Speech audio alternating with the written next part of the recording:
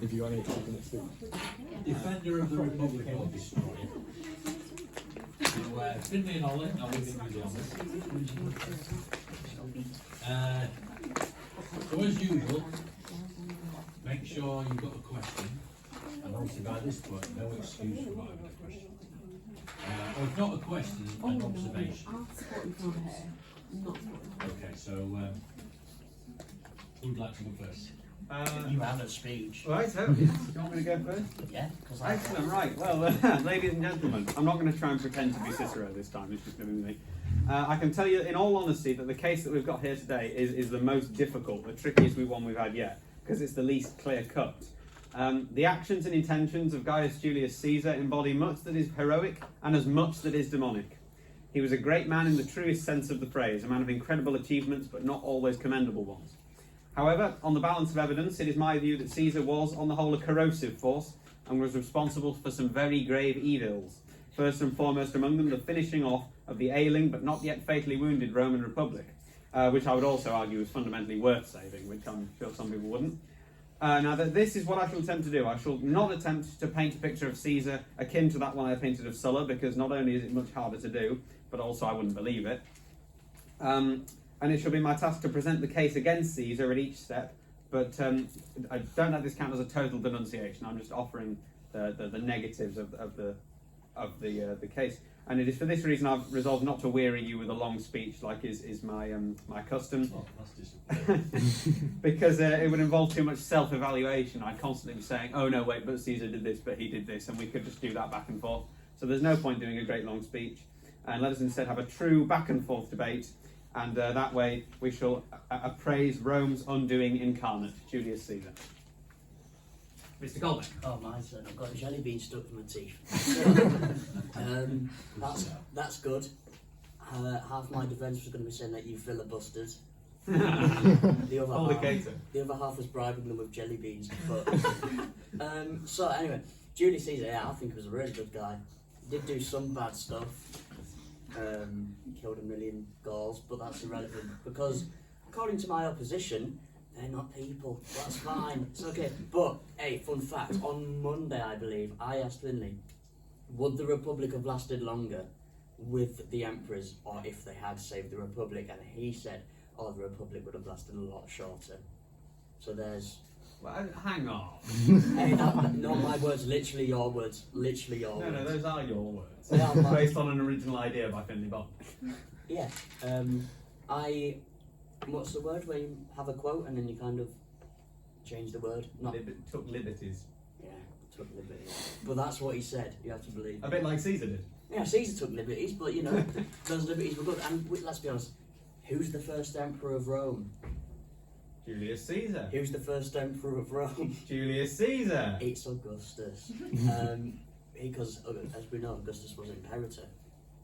And other So was Caesar. He wasn't plebeian tribune though, and you kind of need that to be an emperor. So, yeah, that's my argument.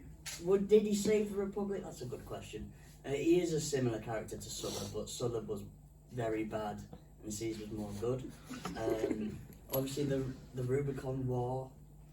Yeah, that was interesting. Very tragic. But let's be honest. After the Rubicon War, who was left to run all the jobs? Caesar just filled what he had to fill. This is a bad argument.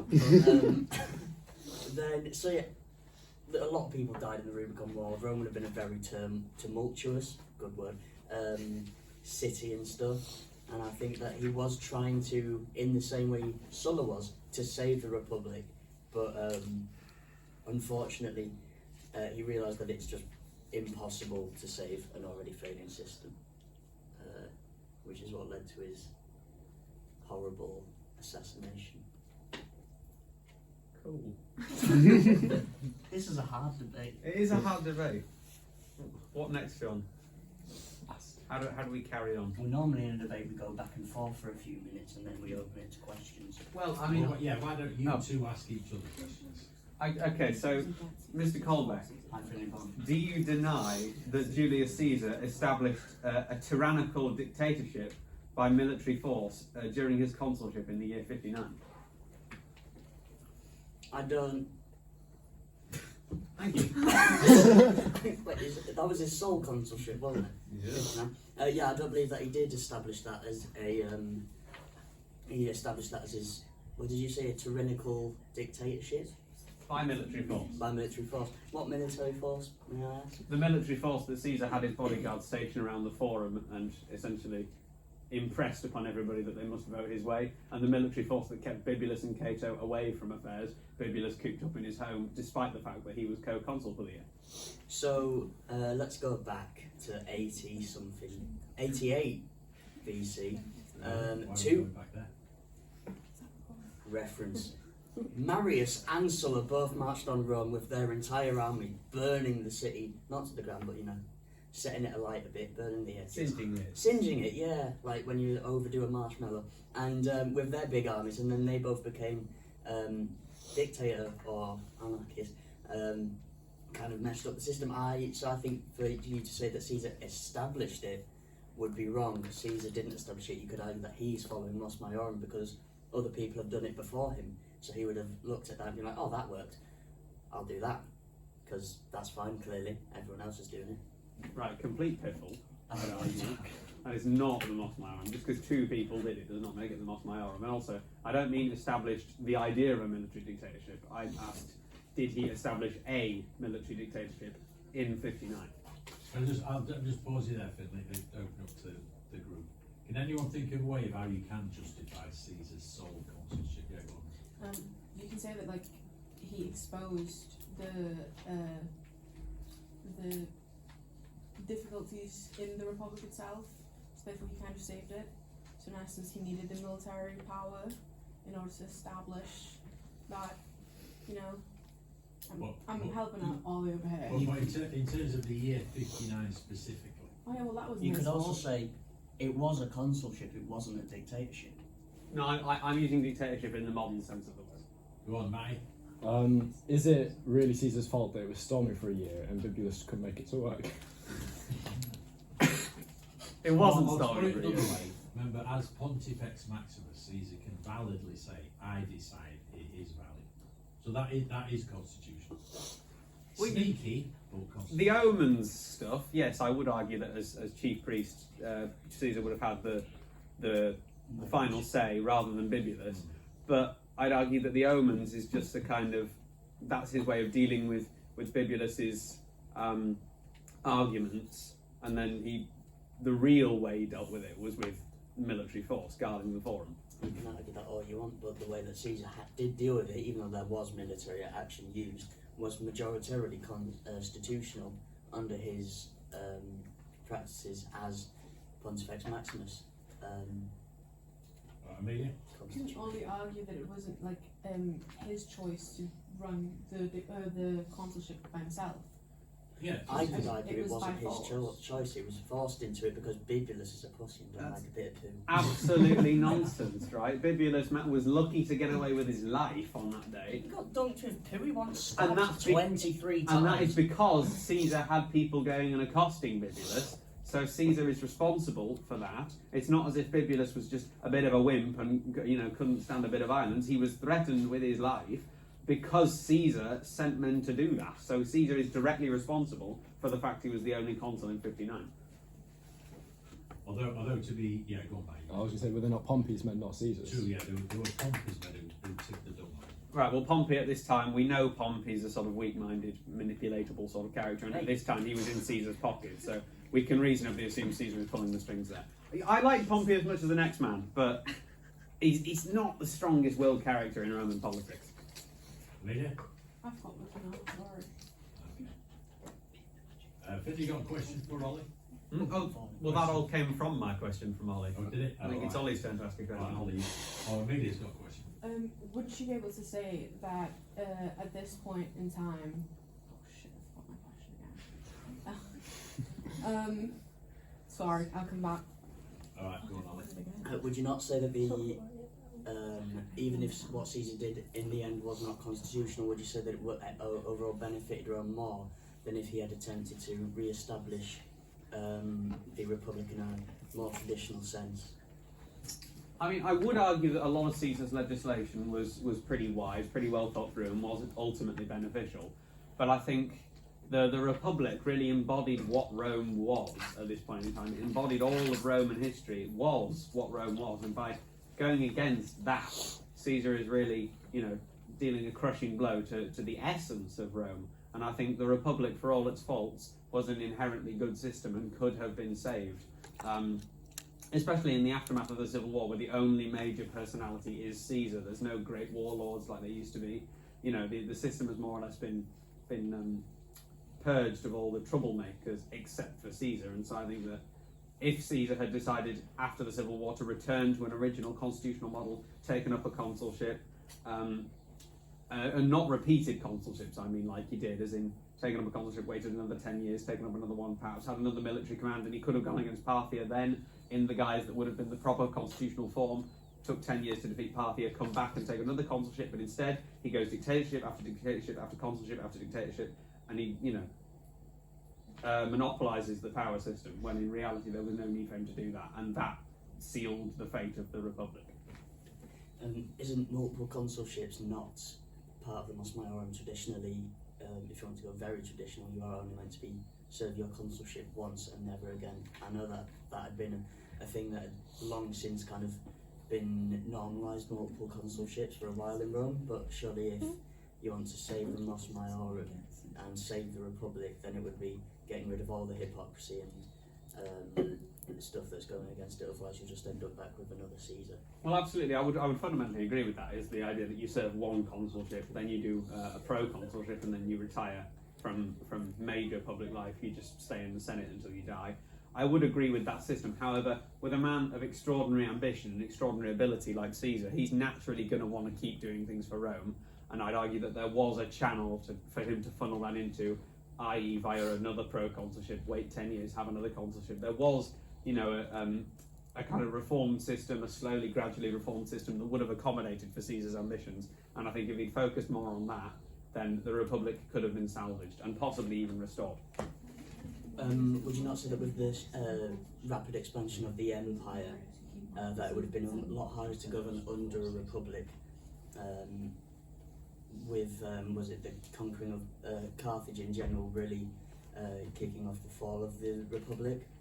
With such a large influx of money and slaves, how would you suggest Caesar would have been able to accommodate? And also, Pompey had expanded into the east massively, almost doubling the size of the empire. Would you not say that it would have been a lot harder to maintain under a republic rather than under an emperor? Well, possibly, but then we do know that part of Caesar's reforms was to essentially massively increase the administration of Rome. He doubles the number of quaestors, I think he doubles the number of praetors, I'm not sure if it's double, but he increases it massively. So he is taking steps to accommodate for a larger empire. And so I think Rome's problems would have been manageable, and that you could have adapted the republican system to fit a larger empire. So with him increasing different positions like praetorships and quaestorships and proconsulships, would you not say that is him attempting to salvage the republic? Not ultimately, because he is determining who gets elected to these offices about 5 years in advance. So this is still not a truly republican system. He made good reforms, but it's exactly like Sulla. Is the way that he did these reforms was by sole power, and I just don't think it was entirely necessary for him to take such radical measures to consolidate his own power. Would you say that he's kind of like following in the lead of Marius though, because he wasn't the first person to get multiple consulships. Marius had 7 prior to Caesar, so. Yes, I would agree, and obviously Caesar was a great admirer of Marius, one of his heroes. But I'm not very pro-Marius, so I would not regard that as a good idea. I would regard that as him following a bad example. Under Senatus Consulum Ultimum, sorry, I struggled then. It's not necessarily inappropriate for a dictator to say who is going to be in charge of different positions? That's because the Senatus Consultum Ultimum outlines that by any means necessary save the Republic, save the Constitution, and that is something that Sulla did as well. So I think that even though yes, Caesar was putting these people into the positions they were being put into, that is his duty to do that, because he is trying to save the Republic, and although it's not constitutional, the SCU is outlines that you need to abuse the Constitution to save the Constitution. So I think even though Caesar was putting these people into their positions, he was still trying to save the Republic by increasing the size and just trying to get a general gist of if that was going to work.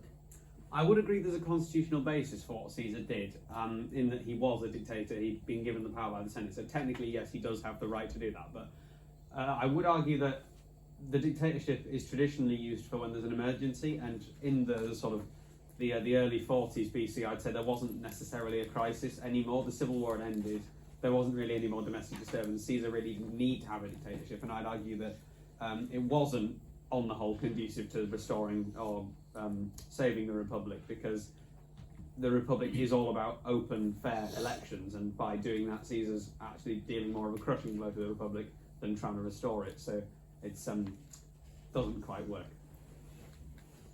Other questions? Yeah, go on, Napoleon. Well, you say that Caesar didn't need to make these radical measures. He didn't need to be dictator. But continually, the Senate blocked all the legislation they put forward. And you say that the Republic could have prospered on its own, and that it was Caesar who was this corrupt guy. When in actuality, it was actually probably the Senate who was blocking all this legislation, and it was kind of an oligarchy, I would say, which Caesar was perhaps trying to defend as dictator, putting forward all this legislation that he could put forward himself. Possibly, but I think Caesar is maybe the biggest example of corruption that you will find in the Roman Republic, and it's in many cases it's his opponents who are the least corrupt, people like Cato and people like Cicero. So I don't think the charges of corruption against them go very far. Sorry, I forgot the rest of the question. Well, I think Pollyanna was arguing that the Republic was essentially an oligarchy, and Caesar was trying to reform the oligarchy essentially. Reform it into a monarchy. What an excellent idea. Go on, Amelia. I mean, you suggested that Cato and Cicero were far less corrupt than Caesar, but you have the 22 hardliners against the 375 guys who voted for peace, whereas the people you just defended literally voted against peace, so therefore Caesar had to act on it in order to protect the Republic. I mean, when you've got a bunch of guys who are so powerful with so much money, you'd fear that, they'd use their own, or they'd abuse their power to get what they want without thinking of everybody else in the Republic, or all the people in society, whereas Caesar kind of did things to mend society and to think of this simple people. Right, I'm just going to get in there straight away. You accuse the Optimates of abusing the power of the tribunes, but are we going to forget, right? Are we going to forget that in the very same Rubicon crisis, it was Caesar who bribed the tribune Curio out of his ears 15 million sesterces so that he would change hands from the Optimates and keep rejecting the bills that said Caesar should step down first. So Caesar is also using tribunes in order to overturn massive majority votes. It's not just the Optimates. And he's doing so with a great deal of money, right? The Optimate tribunes are doing it because they genuinely believe it. So Caesar is coming out the more corrupt one in this scenario as well. But if you want to talk about the Rubicon crisis, let's just remember that Caesar offered peace twice, to which case the Optimates both refused. And I know what you're going to say now. You're going to say he was in no position to negotiate. He was in no position to negotiate. But if someone holds the largest, holds 3 provinces in the north of Italy, cutting off Rome from the northern part of the empire, and he has one of the largest armies Rome has ever seen, I think he is in, well, not maybe constitutionally, he is in a position to negotiate, and I think that the Optimates are foolish to have not taken his peace offer, because if they had taken his peace offer, they could have then worked with Caesar and saved the Republic without a civil war. Right. You see, why is Caesar clinging on to his proconsulship right until the end? I shall tell you for why. Because during his military dictatorship of 59, right, he offends the gods so much that Cato swears as soon as his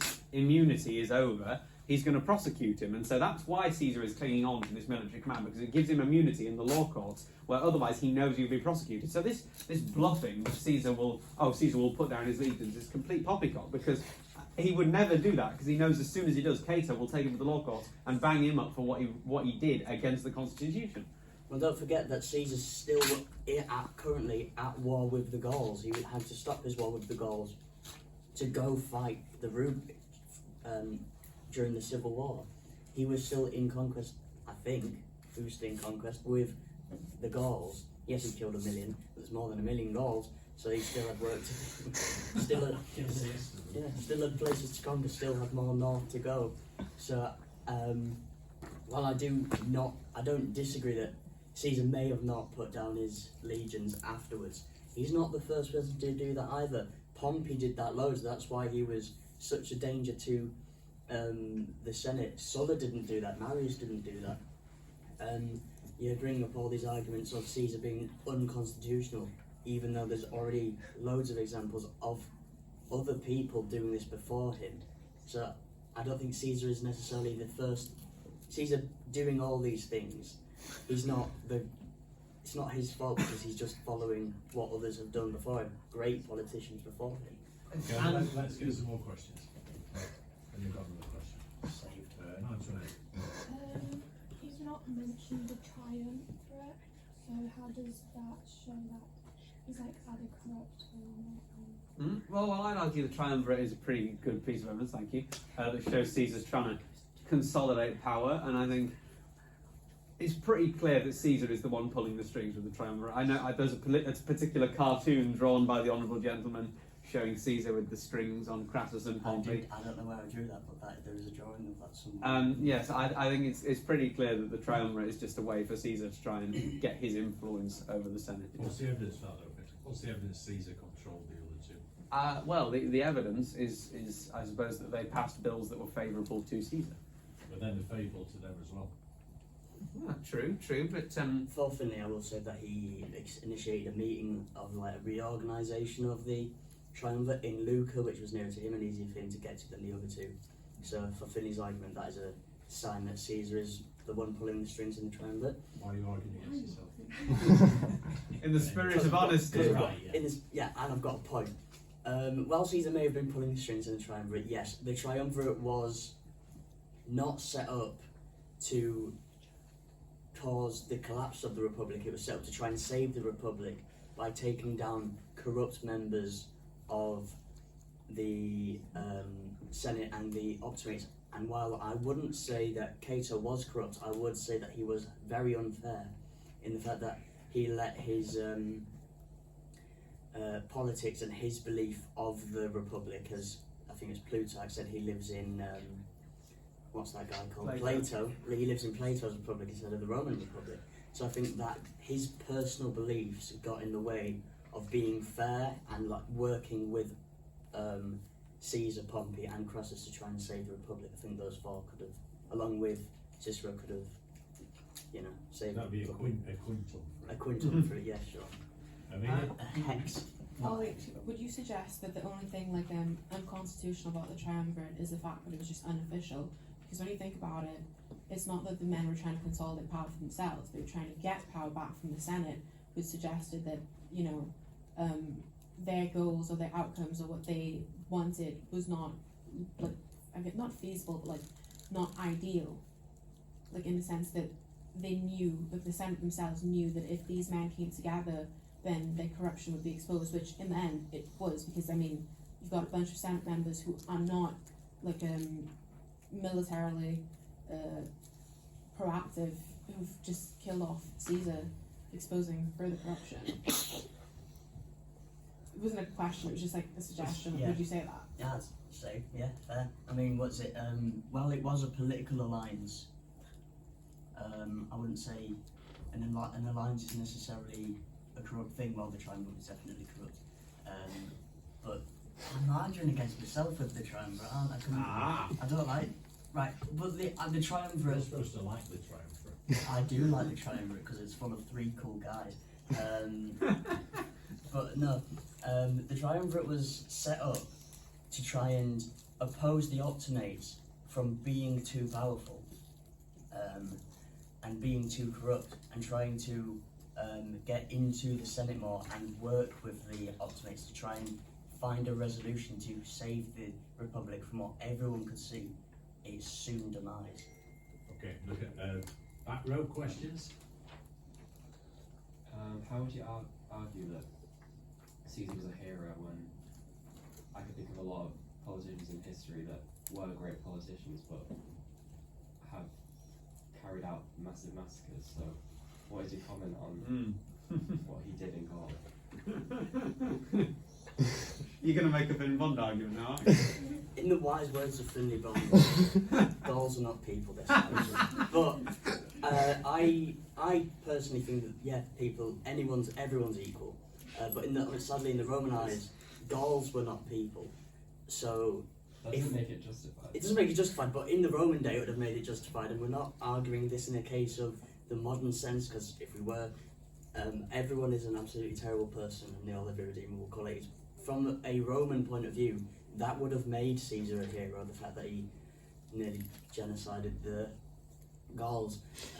But Yeah, just on that point, I think just to underline, we should say that, let's say in our terms, what he did in Gaul was genocide. Yeah. So don't be afraid to use the word. Caesar genocided the Gauls. But Nathan, you got a question? Yeah, just an interesting view is that it's interesting how he goes into Gaul, debatably sat in a legal war, but he later then gives them citizenship a couple of years later. and lets them in the Senate, to which the Optimates said, don't But show it's them away. clearly shows that Caesar has no real morals. He just does what he wants to get his own powers. He'll attack the Gauls when it suits him in Rome, and he'll fill the Senate with Gauls when it suits him in Rome. He'll do whatever it takes in order to get the Senate on his side. He doesn't have any genuine human affection for the Gauls. He's just using them as a cynical toy. Or it shows his clemency, and that he grew to be like, Gauls are kind of cool, so what, I killed a million of them, let them in, let them be politicians and Senate members and stuff like that. He grew, he learned. Tyler? About clemency, would you argue that him using clemency was just a tactic to hold more power? Because it's like he's trying to make out that he's this good person who's like showing mercy, but really he's just using them to get more support. Finley, you answer that one. Me answer that one. Yeah, clearly. Clemency my foot. He's absolutely using it as a cynical toy. He's just trying to get people on his side. Matty? What's wrong with being opportunist? Would you not say that that's a good quality in a politician? If someone wasn't, they wouldn't have much of a name for themselves, would they? Well, the goal of the Roman Republic is not to make a name for yourself. It is the glorification of the whole and the subordination of the self. And the idea of the Roman politician is that you serve the state and not your own selfish goals. So, yes, I would argue opportunism is a bad thing, and it is probably what caused the death of the Republic. Amelia? But you support Cicero, yes, 100%, we all know that. Yeah. But he was very much an opportunist. But his opportunism was taken in defence of the Mos Maiorum. So it's less of it's not a comparable to what Caesar did. Cicero took opportunities to keep things the way they were, to maintain the status quo. Caesar exploited things in order to affect his own change. But back to the CÆSAR conspiracy, the fact that he brought up, as in Cicero, he brought up something that supposedly happened a year before actually revealing it. Wouldn't you say that he's doing that for his own name, to make himself look good, to get people on his side? Exactly what you're saying that Caesar's do. Cicero served the Republic, and we're not here to debate Cicero. We're here to debate Caesar. Caesar, wasn't he in the army? Didn't he I will say that is a hypocrisy on your side, because Cicero went on a massive trial against Verres, who was an Optimate, and then after that, he immediately switched to the Optimate side. Damn you, Colbeck! You do not know what Cicero stands for. And while he was not a corrupt politician, Cicero was actually quite gold standard. He was still, that is still, for me, clear evidence that he is trying to make a name for himself and just trying to get himself onto a position in the Senate and become a great man. And he used the populares by going against Verres to do so. So I think to accuse Caesar of it, but to not accuse Cicero of it, is a hypocrisy. But What was the point of the original question? I just realised that I've just pointed out his hypocrisy and not debating if Finley Bond is a hypocrite or not. Okay, and second, other questions? You've got another question. Yeah, go mate. Could you not say that the triumvirate is just three men just helping each other out? And if that's so damaging, is the Senate not just 600 people helping each other out? And if 3 people can beat 600 people, does that not just show the damage that the state was in? Incompetence in the Senate. Bang. Yeah, possibly you've got a point there. But I think it's not necessarily the idea that it was 3 men trying to help each other out. It's what they were trying to help each other out with, which was to further their own goals, and their own goals were contrary to the central foundations of the Republic. Do you not think the goals of the senators opposed the Republic, given how corrupt they were in all the provincial governments? No. So, But I have to agree with Marty because Cato did a lot on his part for his own good. I mean, the fact that he tried to bribe Caesar.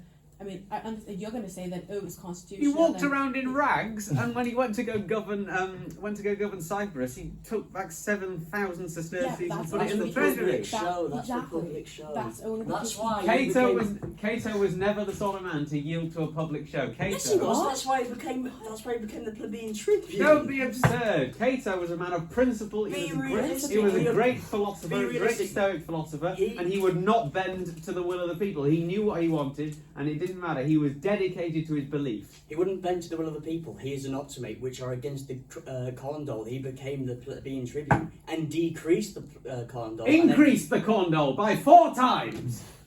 Is that 4? Yeah, he increased the cost. Right. My point still stands. I just got the No, it words. doesn't. I just got the words in the opposite direction. So just flip the words around. Bang. Really.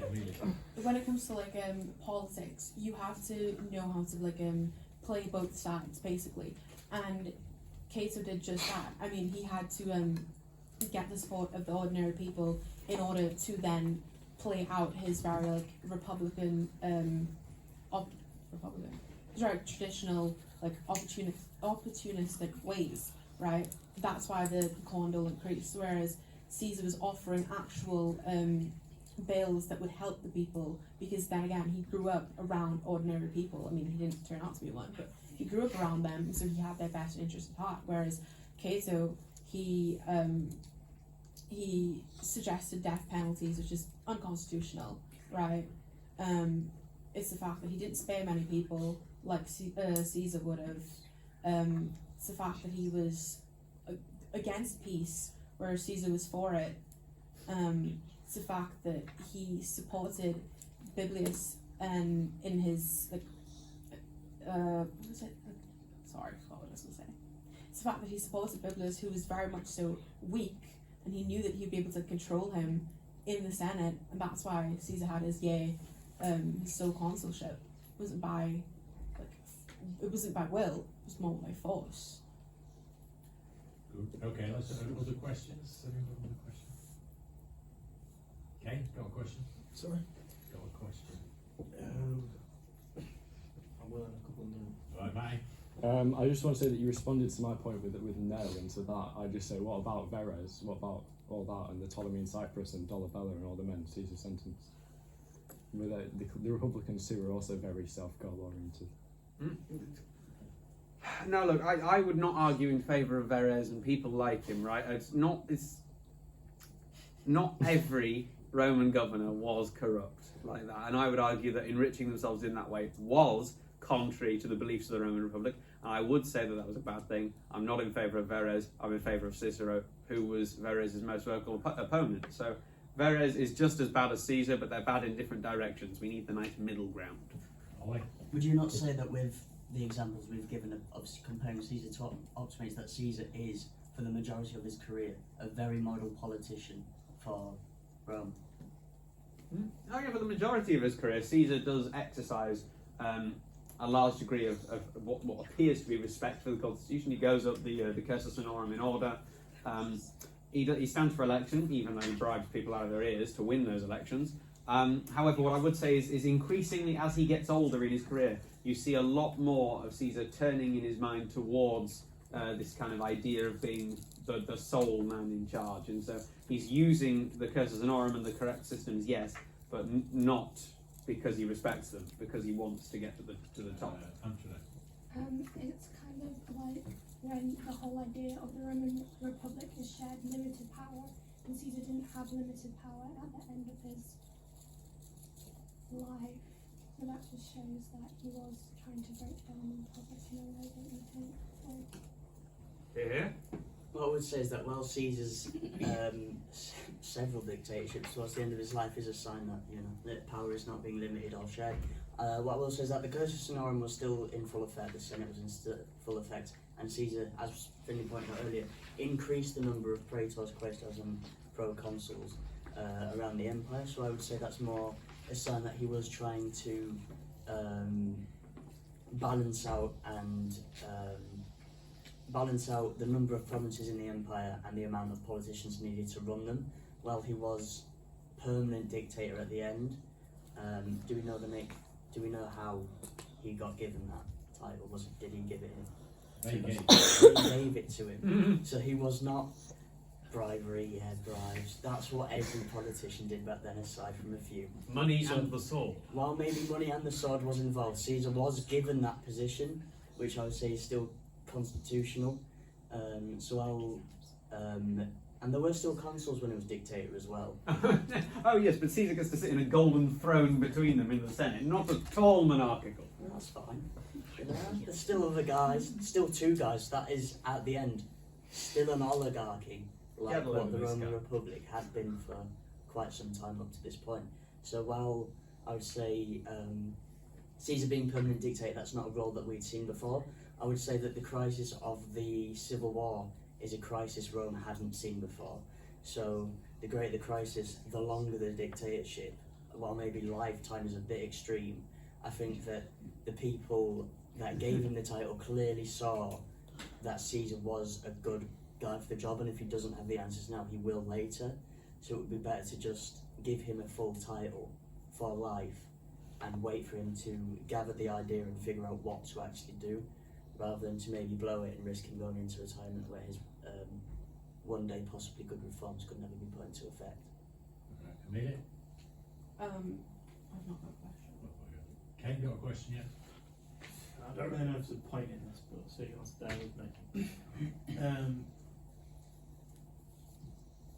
We call one man rule this terrible thing, right? Oh, Starting off strong here. We call one man rule this terrible thing, but the Roman Empire is allegedly the best empire of all time, and this great big thing. It thrived. I'll call it second man. It thrived for years under one man rule and emperors. And Caesar, if we put it into perspective, we'll say he was an emperor. He was quite a good one. Comparing to the likes of Nero, he was a lot better than him. And the Republic at the time was riddled with corruption anyway, so was he not doing them a favour? So you're making the argument that the Republic was not worth saving. No, yeah. And as I said before, I am fundamentally of the mind the Roman Republic is a beacon of civilization in a dark and barbaric time when great swathes of the earth and great numbers of people are governed by potentates and you know, vile monarchical systems. And while nowadays, obviously, you know, as many of you will be aware, I'm an ardent monarchist myself nowadays, because we have constitutional safeguards, and the British monarchy is very different to the kind of monarchy you would see under somebody like Mithridates or what was he called, Tigranes. So the kind of monarchy you're seeing back in the day is very, very different to the one we have nowadays. And I'd argue the Roman Republic standing firm against that kind of tyranny, and ensuring a way that no matter who you are, no matter how lowly your origins may be, you can rise to preeminence in a republican system. I think that is absolutely worth safeguarding. And the one-man rule, yes, if you've got a good one man at the top, it's all, you know, sunshine, lollipops and rainbows. But if you get a rotter up like Caligula or Nero, then you're not gonna be in favour of one-man rule. Can I just say on Kane's point, which is good, that yes, the Republic was failing, it wasn't worth saving. The emperors, while some being terrible, a lot of them were really good. Some of the greatest rulers in our history have been emperors, or some of the most acclaimed have been emperors, such as Augustus, Marcus Aurelius, Claudius, and then obviously we may not have ended up having the monarchy we had without this Roman system first because they conquered us and yada yada yada. That was a bad point, and you're gonna But no, the point is, whilst you may get a rotter, you also got bad rulers here, and such as Bibulus and Marius and Sulla, which were all consuls that did a terrible job. So while the argument to be made that having someone on life who's bad, it's still a risk to have someone, like there's risks of someone being bad at the job for both systems of rule. Yeah, of course, there's always a chance you're going to get a rotter at the top, but with a Republican system, there's a greater likelihood you'll be able to get them out by, decent, non-violent means, which you do see in certain cases. And with the emperors, very, very commonly you end up with a sticky end and a bitter dispute with a lot of bloodshed. Could you name an example of a consul or ruler that has been taken out of a peaceful mean in the time period we've studied?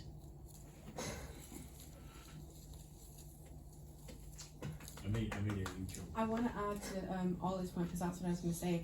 You mentioned that the Republic is like civil, and that the people in the Senate like made moves, non-violent moves to remove people from power, but that's not true.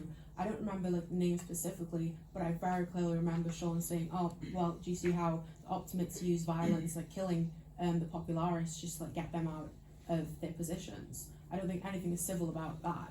You basically suggested earlier that Caesar was like this violent man, uncivilized and constitutional, but it's very unconstitutional for the Optimates to kill Popularis just to get their, just to consolidate power.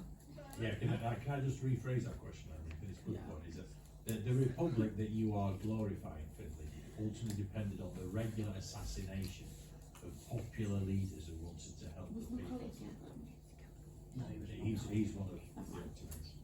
Anyway, Matty, you go then. I just want to say, in addition to that, with an emperor, you only have to kill one man as opposed to best part of a faction. So, I'd also like to add on to the point. I've forgotten. Hang on. Yes, the Republic was for the Optimates, and the emperors were more for everyone. And I think that a lot of the bad emperors are criticised mainly because of optimist biases in history, like Plutarch, maybe Suetonius, Tacitus, because they were all of the higher class, clearly, because they could read and write. So the Republic's so great, this is fantastic. The sources we have are biased because they are majoritarily Optimate viewpoints, whereas the emperors were benefiting everyone. Augustus made it so that freed slaves could hold a position within the Senate and have other jobs within the political system, whereas the Optimates were trying so hard to keep their power sold to them. So there were more of them. It's kind of the same thing where the emperor wants to keep all his power from everyone, but he is still allowing everyone to have below him to have an equal amount of power. Whereas the Optimates are keeping themselves on a massive pedestal and trying to keep everyone as low down as possible because they're so scared of losing their power. Brendan, do you want to come back to that? Well, it is tricky. But you mentioned, do I have any examples of people being got rid of peacefully? Yes, I did. I do. You get people like Verres gotten rid of peacefully, no violence there. Milo is exiled from Rome. There's no violence involved there. So there are cases where you get people who are removed peaceably and without war. And to the claim that the Republic is just a way of maintaining the existing class structure and that the Optimates just want to uphold their power, that is a really, really interesting viewpoint. I've done well there. So you've done well for a man who's done no preparation. You've done well. I probably. Would you concede there's something in that? Then? I could see there's definitely a point that the Optimates were not as open to change as they should have been, and I absolutely would say that it was not a perfect system. Possibly I gave the impression I thought it was earlier. It was not a perfect system, but I would regard the Republic as generally a fairer system and a better system than the Empire, and whether that is just down to personal preference on my part, perhaps. But yeah, I would say the Republic had a long way to go. It needed reform and it needed a way to move away from the kind of violence that was so often used. But it was not forsaken. You mentioned Milo being one of the men who was like peacefully removed, but wouldn't you say that the Optimates or the people in the Senate have bad judgment, because didn't Milo come back from exile and then attempt to make violent acts against Caesar? Yeah, that's true. And also because Milo was a gangster essentially. Exactly. So I think that they gave they gave harsher sentences to people who didn't deserve it, but then kept the people that they knew committed violent acts right in their back pocket as like a plan B, basically. Anyone else want to questions or observations from anyone? Matty, you go. I've just got one more little point. So the Republic lasts around 500 years from the last king to Augustus, and then there's about 500 years of emperors from about Augustus to the last emperor. So you have about equal amount of time to see which system's better. So why is it that like Rome's richest, biggest, most powerful, innovative days are in the days of the emperors in the Republic? And why is it that we're studying this period for ancient history? Because it's the fall to the better system. It's what led up to. It's what led up to Rome's the best better days. system, yeah. I will say, Days of with your marble. point of Republic being a fairer system, I will say that Republic can be a fairer system. I wouldn't say that the Roman system necessarily was. I will say, while there was open and very fair elections during the Republic days, the way that the emperors went about treating the public was in a fairer manner. However, a Republic should be, and the Roman Republic certainly could have ended up becoming a much fairer system. And I think that is what Caesar would have tried to strive for. And there were also other emperors in the future that said, we need to go back to a republic. Claudius was a republican. Marcus Aurelius preached many times that they need to bring down the emperors because of the year of 5 emperors that was really terrible. And his son Commodus. So the emperors, some of the emperors in power also wanted to go back to a republican system, which shows that yes, it is superior, but at this point in time, it wasn't. Caesar saw that, but the Optimates couldn't, which is why I don't think Caesar is necessarily a bad guy. I think he genuinely was trying to do what was best for Rome. Final word, Phil? Final word. Oh, by Joe. Just say I. Well, I dare say that you raise a valid point when it comes to the Republic, and I would still generally be in favour of a republican system. I think that the Republic could have been salvaged, it could have been reformed. We see reforms being proposed in a more moderate form by people like Cato with the reform of the Condor, by people like Cicero. We see the reforms coming through, and I think they would have percolated. And that Caesar was an opportunist, a rabble-rouser who wanted to get the changes through quickly, to glorify himself and to overthrow the system. And I think that is just fundamentally not the sort of thing I stand for. And I would much prefer a slower reform system than the kind of overthrow that Caesar brought about. Like a Tory. One more question. So would you say that Caesar was rightfully assassinated? Well, that would be a little bit hypocritical of me. So no, I don't think he was rightfully assassinated. I think possibly the happiest result that we could have seen from the situation was that Caesar did go to Parthia and died a noble death on the battlefield. I think that would have been the nicest way for things to end. So no, I would not support this thing here. This was not good. All right, well then, I want a round of applause